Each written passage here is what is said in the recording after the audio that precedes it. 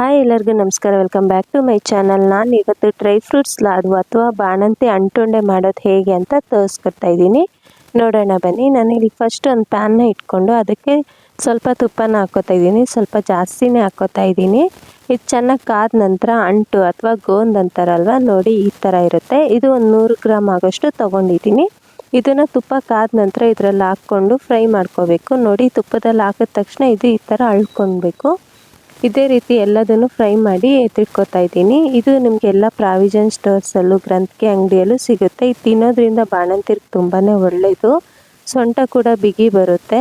ನೋಡಿ, ಇದೆಲ್ಲ ಒಂದು ಪ್ಲೇಟ್ಗೆ ಎತ್ತಿಟ್ಕೊತಾ ಇದ್ದೀನಿ.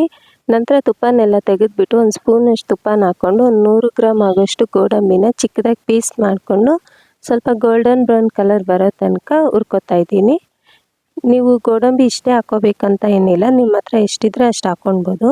ಇದಾದ ನಂತರ ನಾನು ಒಂದು 400 ಗ್ರಾಮ್ ಆಗೋಷ್ಟು ಒಣ ದ್ರಾಕ್ಷಿನ 1 ಟೇಬಲ್ ಸ್ಪೂನ್ ತುಪ್ಪ ಹಾಕ್ಕೊಂಡು ಈ ಥರ ಹುರ್ಕೊತಾ ಇದ್ದೀನಿ. ನೋಡಿ, ಇದು ನೋಡಿದ ತಕ್ಷಣ ಗೊತ್ತಾಗುತ್ತೆ ಇದು ಆಗಿದೆ ಅಂತ. ಇದಾದ ನಂತರ ನಾನು ಒಂದು 50 ಗ್ರಾಮ್ ಆಗೋಷ್ಟು ಪಂಪ್ಕಿನ್ ಸೀಡ್ಸ್ನ ತೊಗೊಂಡಿದ್ದೀನಿ. ನಿಮ್ಮ ಹತ್ರ ಯಾವ ಸೀಡ್ಸ್ ಅವೈಲಬಲ್ ಇದೆ ಅದು ಹಾಕ್ಕೊಳ್ಬೋದು. ನನ್ನ ಹತ್ರ ಇವತ್ತು ಇದು ಮಾತ್ರ ಇತ್ತು, ಇದನ್ನೇ ಹಾಕ್ಕೋತಾ ಇದ್ದೀನಿ.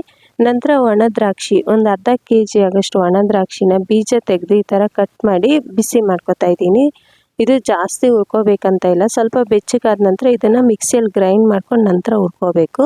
ಇದು ಸ್ವಲ್ಪ ಬೆಚ್ಚಗಾಗಿದೆ. ತೆಕ್ಕೊಂಡು ನಾನು ಗಸಗಸೆ ಒಂದು 50 ಗ್ರಾಮ್ ಆಗೋಷ್ಟು ಗಸಗಸೆನ ಬೆಚ್ಚಗೆ ಮಾಡ್ಕೊತಾ ಇದ್ದೀನಿ. ಇದು ಅಷ್ಟೇ, ಜಾಸ್ತಿ ಹುರಿಯೋ ಅವಶ್ಯಕತೆ ಇಲ್ಲ.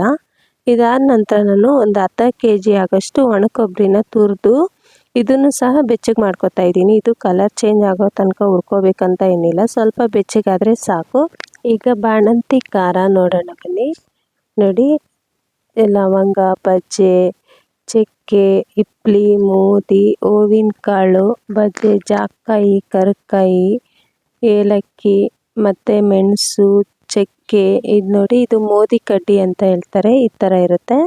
ಇದೆಲ್ಲನೂ ನಿಮ್ಮ ಗ್ರಂಥಿಗೆ ಅಂಗಡಿಯಲ್ಲಿ ಸಿಗುತ್ತೆ. ಇದೆಲ್ಲನೂ ಡ್ರೈ ರೋಸ್ಟ್ ಮಾಡ್ಕೊತಾ ಇದ್ದೀನಿ. ಇದು ಬಾಣಂತಿ ಖಾರ ಅಂತ ಹೇಳ್ತಾರೆ. ನಮ್ಮ ಮಕ್ಳಿಗೆ ಸಹ ಇದನ್ನೇ ಹಾಕೋದು. ಒಂದೊಂದು ಸುತ್ತು ಇದು ಹಾಲಲ್ಲಿ ತೆಗೆದ್ಬಿಟ್ಟು ಹಾಕ್ತಾರೆ. ಇದು ಹಾಕೋದ್ರಿಂದ ಈಸಿಯಾಗಿ ಬಾಣಂತಿಗೆ ಡೈಜೆಷನ್ ಆಗುತ್ತೆ ಮತ್ತು ಮಗುಗೂ ಡೈಜೆಷನ್ ಆಗುತ್ತೆ. ಯಾವುದೇ ರೀತಿ ಕೋಲ್ಡು ಕಾಫು ಏನೂ ಆಗೋದಿಲ್ಲ. ನೋಡಿ, ಇದು ಒಣ ಖರ್ಜೂರ ಪುಡಿ ಮಾಡ್ಕೊಂಡಿದ್ವಲ್ಲ, ಇದನ್ನು ಸಹ ಫ್ರೈ ಮಾಡ್ಕೊತಾ ಇದ್ದೀನಿ. ಈ ಥರ ಡ್ರೈ ರೋಸ್ಟ್ ಮಾಡಿದ ನಂತರ ನಾನು ಒಂದು ಅರ್ಧ kg ಆಗೋಷ್ಟು ಬೆಲ್ಲನ ಪೀಸಾಗಿ ಕಟ್ ಮಾಡಿಕೊಂಡು ಸ್ವಲ್ಪ ನೀರು ಹಾಕ್ಕೊಂಡು ಪಾಕ ಬರೋಕ್ಕೆ ಇಟ್ಕೊತಾ ಇದ್ದೀನಿ. ಈ ಪಾಕ ಬರೋಷ್ಟರಲ್ಲಿ ನಾವು ಇದೆಲ್ಲದನ್ನು ರೆಡಿ ಮಾಡ್ಕೊಳ್ಳೋಣ ಬನ್ನಿ.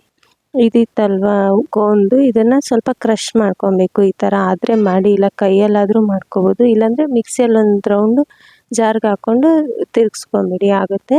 ಈಗ ಕೊಬ್ಬರಿ, ಒಣ ಖರ್ಜೂರ, ಡ್ರೈ ಫ್ರೂಟ್ಸ್ ಎಲ್ಲದನ್ನು ಹಾಕಿ ಮಿಕ್ಸ್ ಮಾಡ್ಕೊತಾ ಇದ್ದೀನಿ. ಎಲ್ಲನೂ ಫಸ್ಟೇ ನೀಟಾಗಿ ಮಿಕ್ಸ್ ಮಾಡ್ಕೊಬೇಕು. ಆಮೇಲೆ ಬೆಲ್ಲ ಪಾಕ ಬಂದಮೇಲೆ ಅದು ಬೇಗನೆ ಕಲಿಸ್ಬಿಡ್ಬೇಕಾಗುತ್ತೆ. ಅದಕ್ಕೆ ಈಗಲೇ ಎಲ್ಲನೂ ಮಿಕ್ಸ್ ಮಾಡಿ ಇಟ್ಕೊಳ್ಳೋಣ. ನೋಡಿ, ಗಸಗಸೆನೂ ಹಾಕ್ಕೋತಾ ಇದ್ದೀನಿ ಮತ್ತು ಬಾಣಂತಿ ಖಾರ. ಇದು ನೀವು ಸ್ಕಿಪ್ ಕೂಡ ಮಾಡ್ಕೋಬೋದು. ನಾನು ಇಲ್ಲಿ ಬಾಣಂತಿರ್ಗೆ ಮಾಡೋದು ತೋರಿಸೋದ್ರಿಂದ ನಾನು ಹಾಕ್ಕೋತಾ ಇದ್ದೀನಿ. ನೀವು ನಾರ್ಮಲಾಗಿ ಮಾಡೋದಾದರೆ ಅದನ್ನು ಸ್ಕಿಪ್ ಮಾಡ್ಕೋಬೋದು, ಇಲ್ಲ ತಿಂದರೂ ಎಲ್ಲರೂ ತಿನ್ಬೋದು, ತುಂಬಾ ಒಳ್ಳೆಯದು. ನೋಡಿ, ಇದೆಲ್ಲನೂ ನೀಟಾಗಿ ಮಿಕ್ಸ್ ಮಾಡ್ಕೊಂಡ ನಂತರ ಬೆಲ್ಲ ಪಾಕ ಮಾಡಿ ಇದಕ್ಕೆ ಹಾಕಿ ಮಿಕ್ಸ್ ಮಾಡಬೇಕು. ಈಗ ಬೆಲ್ಲ ಪಾಕ ಬಂದಿದೆಯಾ ನೋಡೋಣ ಬನ್ನಿ.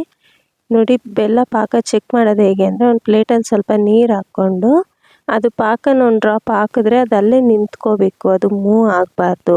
ಅಥವಾ ಹಿಂಗೆ 2 ಬೆರಳಲ್ಲಿ ಇಟ್ಕೊಂಡ್ರೆ ದಪ್ಪ ಎಳೆ ಪಾಕ ಅಂತಾರಲ್ವ, ಆ ಥರ ಬಂದರೆ ಸಾಕು. ನೋಡಿ, ಇದು ಉಂಡೆ ಪಾಕ ಅಂತಾರೆ, ಇಲ್ಲ ದಪ್ಪ ಎಳೆ ಪಾಕ ಅಂತಾರೆ. ಈಗ ಇದಾಗಿದೆ. ನಾವು ಮಿಕ್ಸ್ ಮಾಡಿ ಇಟ್ಕೊಂಡಿದ್ವಲ್ವ ಒಣ ಕೊಬ್ಬರಿ ಮತ್ತು ಡ್ರೈ ಫ್ರೂಟ್ಸ್ ಎಲ್ಲ, ಇದನ್ನು ಹಾಕ್ಬಿಟ್ಟು ಬೇಗನೆ ಮಿಕ್ಸ್ ಮಾಡ್ಕೋಬೇಕು. ಇದು ತಣ್ಣಗಾಗ್ಬಿಟ್ರೆ ಬೆಲ್ಲ ಪಾಕ ಗಟ್ಟಿ ಆಗಿಬಿಡುತ್ತೆ. ಇದು ಬೇಗನೆ ಮಿಕ್ಸ್ ಮಾಡ್ಕೋಬೇಕು. ಈ ಥರ ಎಲ್ಲ ನೀಟಾಗಿ ಮಿಕ್ಸ್ ಮಾಡ್ಕೊಂಡ ನಂತರ ಇದನ್ನು ಉಂಡೆ ಕಟ್ಟಬೇಕು. ಈಗ ನೀವು ಟೇಸ್ಟ್ ನೋಡ್ಬೋದು. ನಾನು ಇಲ್ಲಿ ಅರ್ಧ kg ಒಣ ಖರ್ಜೂರ ತೊಗೊಂಡಿರೋದ್ರಿಂದ ಅರ್ಧ kg ಬೆಲ್ಲನ ಹಾಕ್ಕೋತಾ ಇದ್ದೀನಿ. ನೀವು ಡ್ರೈ ಫ್ರೂಟ್ಸು, ಒಣ ಕೊಬ್ಬರಿ ಜಾಸ್ತಿ ಹಾಕ್ಕೊಂಡ್ರೆ ಇನ್ನೂ ಸ್ವಲ್ಪ ಬೆಲ್ಲ ಬೇಕಾಗ್ಬೋದು. ಇನ್ ಕೇಸ್ ಏನಾದರೂ ಕಡಿಮೆ ಬಂದರೆ ಸ್ವಲ್ಪ ಬೆಲ್ಲ ಇನ್ನೂ ಸ್ವಲ್ಪ ಕರಗಿಸಿ ಪಾಕ ಮಾಡಿ ಹಾಕ್ಕೊಂಡು ಮಿಕ್ಸ್ ಮಾಡ್ಕೋಬೋದು.